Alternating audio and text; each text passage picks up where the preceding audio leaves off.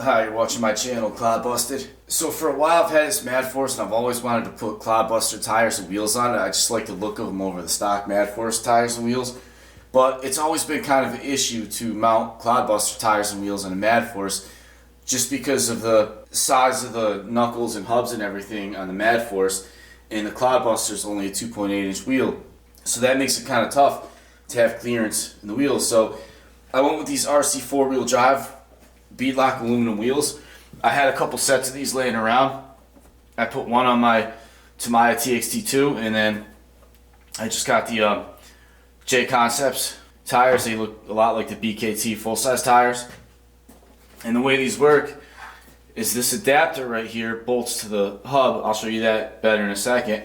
And then the wheel just bolts in right there. So it's pretty easy stuff. Problem is, when they're mounted up, it makes for a real wide setup compared to the stock one. Let me flip this around. I still have one stock tire on the back, so you can see the difference. So you can see how much farther the RC four-wheel drive wheels stick out compared to the stock ones, which is probably pretty good for handling. You might lose a little bit of a turning radius. It definitely make it way more stable. But problem is, it looks funny, I think. I just think it looks weird, like it's spaced out way too far. And another thing, the farther out this wheel is, it puts a lot more leverage on things like hubs, knuckles, spindles, and all that stuff. So, and given the weight of the wheel, it probably start breaking some steering components. So, after taking a closer look at these, there's a lot of material right here where the bolts go through. So what I could do is just bring this to my shop, grind that down a little bit, take away a lot of material. That'll make it a lot lighter because this is a heavy wheel. But I'll also be able to bring the wheel in closer because I'm removing material from here. It's going to put the wheel that way. And as you can see right here, there's a ton of room. So this thing can go in quite a ways before it interferes with this. This is always like the main problem. So I'll show you real quick how this hub setup works. So you just remove your original wheel nut.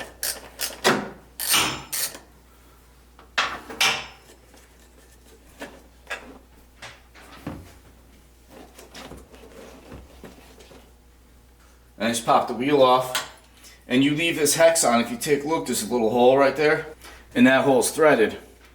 So you just put a screw in right there. So what you do, you take your hex adapter, slide that on, little drop of Loctite,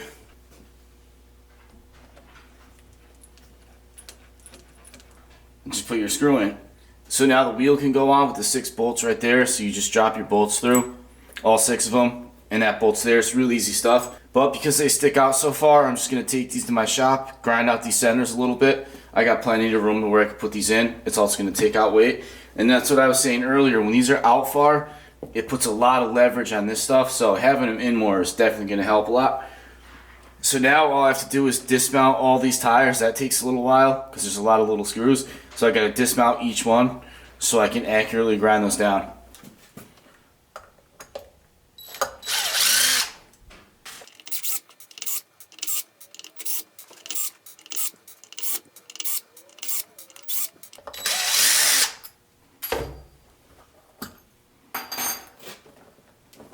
So they're not hard to get apart, just there's a lot of little screws, but no big deal. This is actually the hardest part, getting the tire off.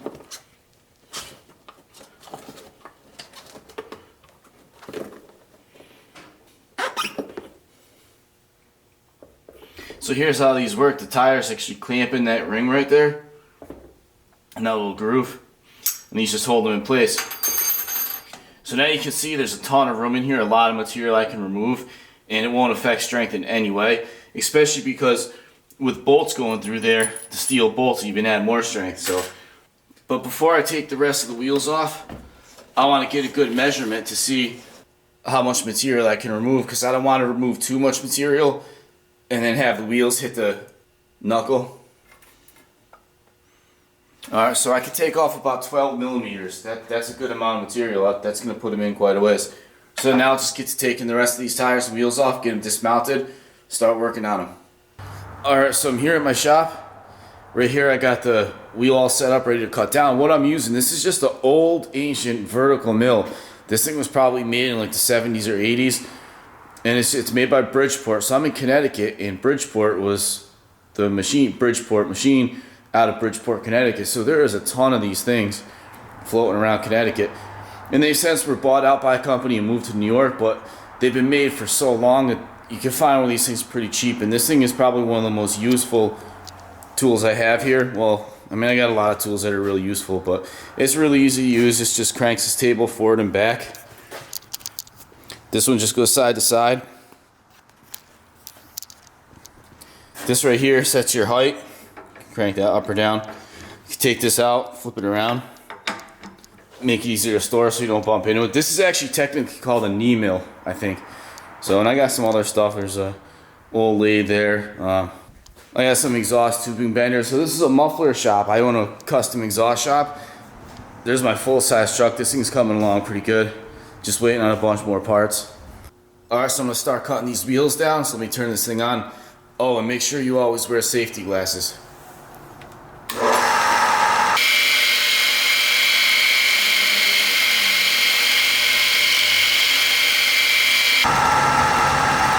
So that should be pretty close.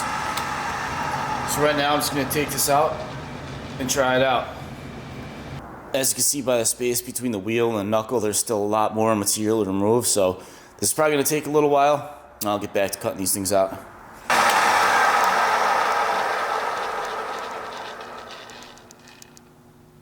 Alright, so that looks about right. Definitely sits as close as it can, because keep in mind there's also the bead lock ring that goes here. So that's nice that I brought them in quite a difference. Let me grab one of the other wheels.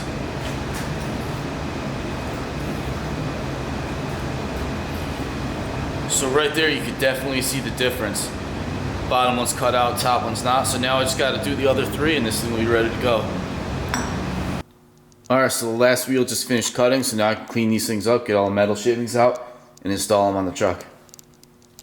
Alright, there it is, all back together, looking good. Those wheels and tires made a huge difference in its appearance. As far as performance goes, I don't know, because they are quite a bit heavier than the old ones, but it'll definitely keep it planted on the ground better. And if you take a look at it from the front, it's back to a normal width. And there's just enough clearance between the rim and the steering knuckle. So the Madforce is finally back together on its wheels. And this is one of my favorite trucks, other than the clodbuster.